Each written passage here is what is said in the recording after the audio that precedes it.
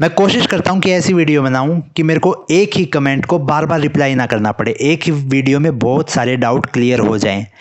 उनमें से एक डाउट है कि जितनी भी ये कंप्यूटर रिलेटेड ब्रांचेज है नई, जैसे AI/ML हो गई, AI एंड डेटा साइंस हो गई, जो मेरी खुद की ब्रांच है NMIT में, ऐसी ब्रांचेज को हमें चॉइस फिलिंग के टाइम पे अपनी लिस्ट में रखना चाहिए, मतलब इनको चूज़ करना भी चाहिए या फिर नहीं।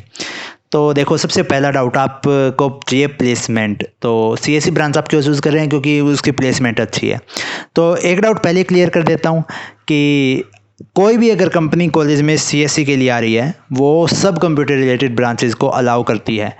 तो आपको प्लेसमेंट के टाइम पे सेम अपॉर्चुनिटी मिलेगी CSE वाली। तो इसीलिए जैसे मैं चॉइस प्रेफरेंस लिस्ट आप देखोगे तो मैंने उसमें कोई कॉलेज चूज़ किया है तो उसकी सारी CSE रिलेटेड ब्रांचेस चूज़ की, क्योंकि सबकी प्लेसमेंट सेम ही होने वाली है।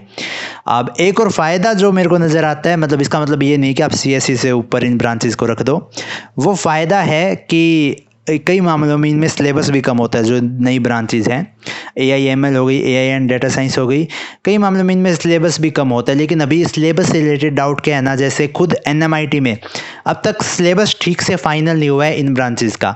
तो एक जो आपको दिक्कत आ सकती है वो बताता हूँ। टीचर्स अभी कॉलेज टीचर्स को लेकर आ रहे हैं, प्रोफेसर्स को लेकर आ रहे हैं पढ़ाने के लिए। तो आपको ये नहीं पता चलेगा कैसे टीचर्स हैं, कैसी पढ़ाई है। सिलेबस अभी फाइनल हो रहा है, मेरे पास टेंटेटिव सिलेबस है और वो लगभग सिमिलर है, जैसे सेकंड ईयर में लगभग सिमिलर है। लेकिन कुछ ऐसे अलग से टॉपिक्स इंट्रोड्यूस किया जाता है, जैसे डेटा साइंस का है तो सेकंड ईयर में ही शायद डेटा साइंस का टॉपिक है, तो हमें वो टेंटेटिव सिलेबस दिखाया गया था।